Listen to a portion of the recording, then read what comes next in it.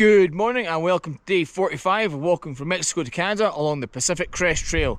My name is Prime and I'm walking 2,650 miles to raise money for Combat Stress, a charity that helps out our military veterans. I had a good spot last night, a good dinner and a good sleep.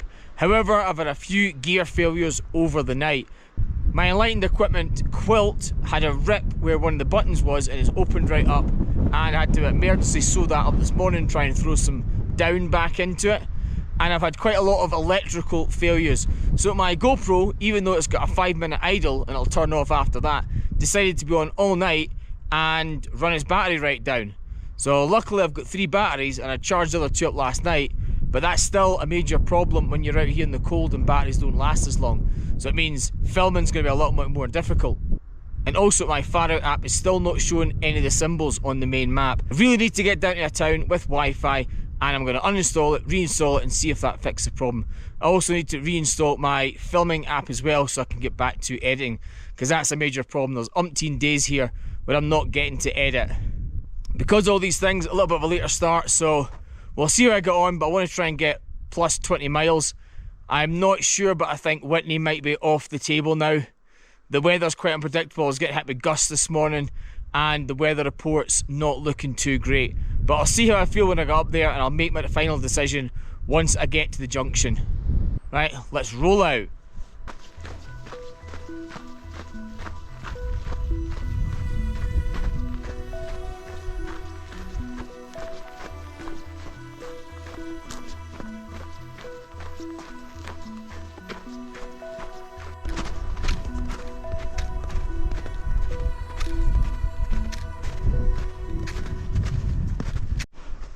So right now I keep getting hit with these snowdrift areas on the trail.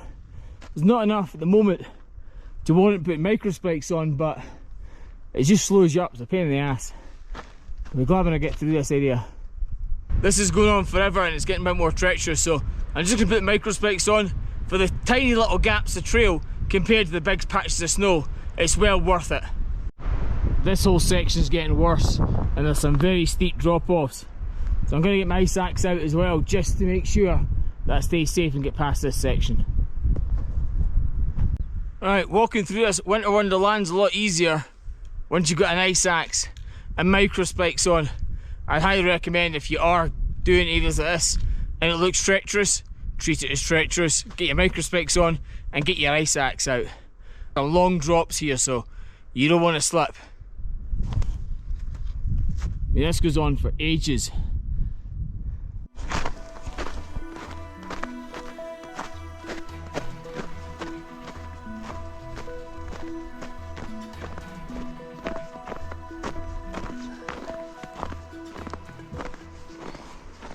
The one thing to avoid when you're out in the snow is the trees. If you notice, it's almost like a little sinkhole round a lot of the trees. That's because they generate heat. So what can happen is the snow and the ice around them can melt.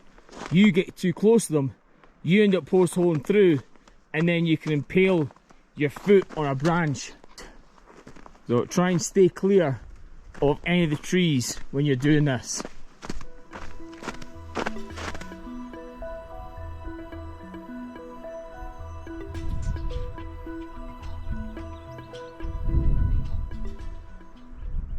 So it looks like I'm back to solid trail, so I'm going to take off micro spikes, put the ice axe away, and then try and make some speed again.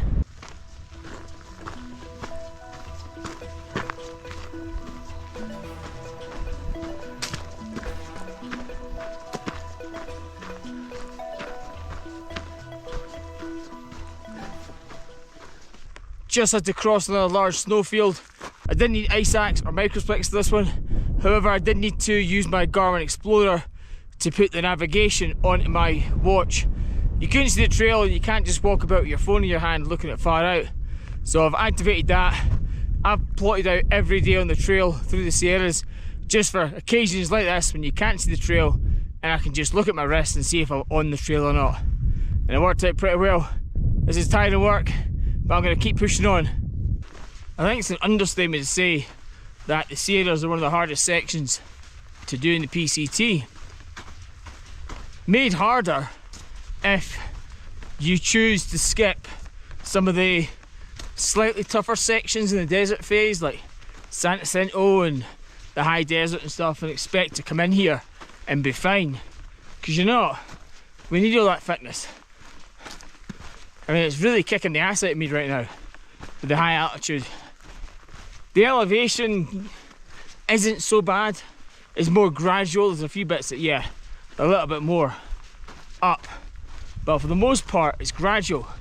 So that's not what's going to kick your ass. It's just the relentlessness, and it's the snow, it's trying to find the trail, it's all these things. So you need those previous sections to get you through this. Right now I'm at mile 752. There's a good water source here. I'm going to have an early lunch because the water sources that are ahead aren't entirely reliable.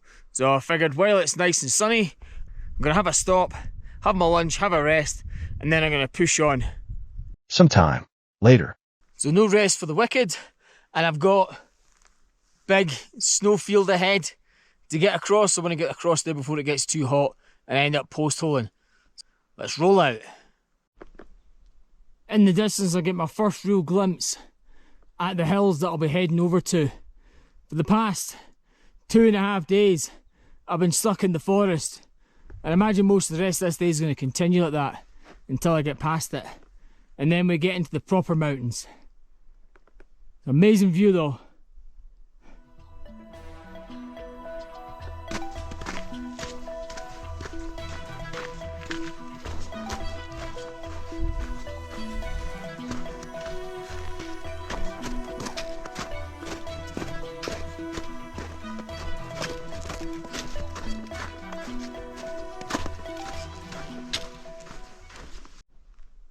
Now I just have to say, I'm not sure everyone's toilet view was as good as mine there. That's an incredible view to look out onto.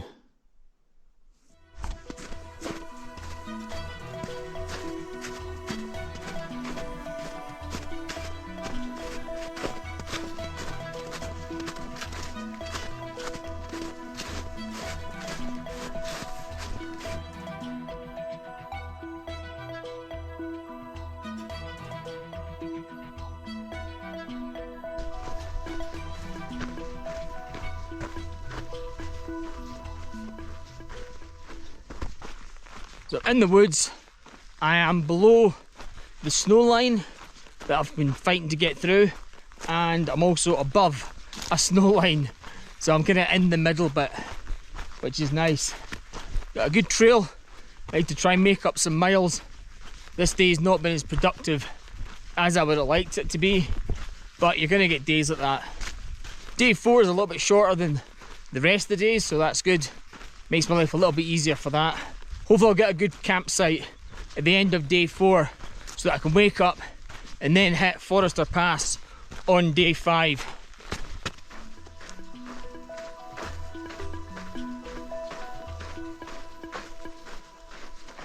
So in just over 2.5 miles, I'm going to come to what might be my first river crossing. Not sure if there's a bridge or not.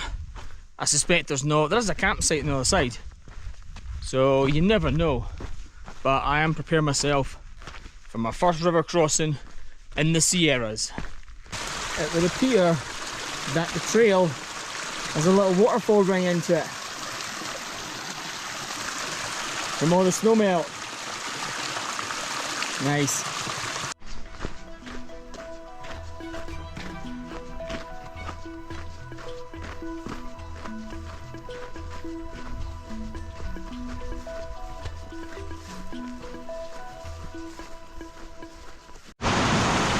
The river is quite fast flowing. I've seen a few logs going across it, but I'm still quite a distance away from the jump from where you're supposed to cross.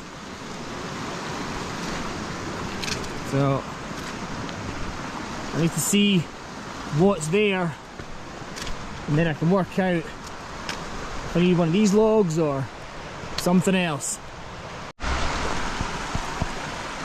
So I've got to the cross point. No bridge, shame. However, that log up there looks ideal. There's another one over there but looks a lot higher. I'm going to try and balance across that log. Let's do it. That is what I had to balance across. I extended my poles with the top half, I left the bottom half normal. That was a bit difficult getting across. I wish I'd extended the bottom of my poles as well. There's some bits that were really deep. But I got across. Right, now I'm going to reassess what I'm doing and work out where I'm going to go.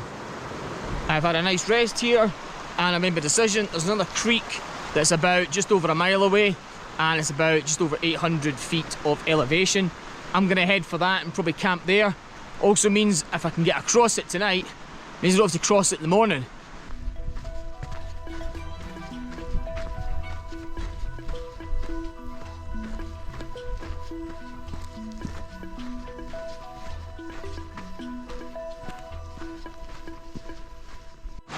So I'm now at the creek at 7629.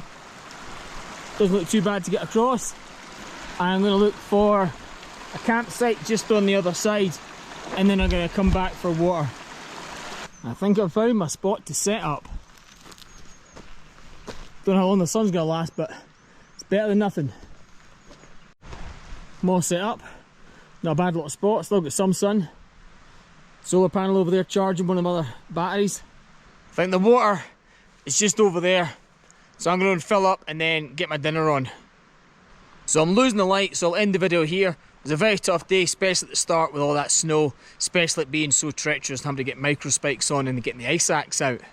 But in the afternoon the sun did come out and it was a little bit better trail. There was some snow all over the place, so I had to use my Garmin to do a bit of navigation rather than having to pull my phone out every 5 minutes to see if I'm on trail. So that helped a lot.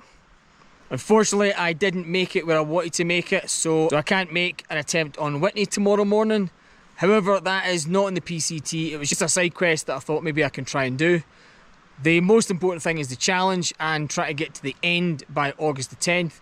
And unfortunately, the way the train has been, that would push on an extra day. That would have been alright if it wasn't for all the failures I've had between the GoPro turning on whenever it wants and running batteries down, and most importantly, my far out navigation app not working properly. So I really need to get down to a Wi-Fi area to uninstall it and then reinstall it and see if that works. I also need to re-download my film editor because this is a 5 days where I'm not getting to edit at all and I've already got a lot of backloaded videos anyway, so I need to get them done. However, today I still did over 18 miles. Let's check out the ascent and descents. So ascent 3,110, my descent 3,058. So a big day, and it was really hard the last mile trying to get up here to where the water was and then camp.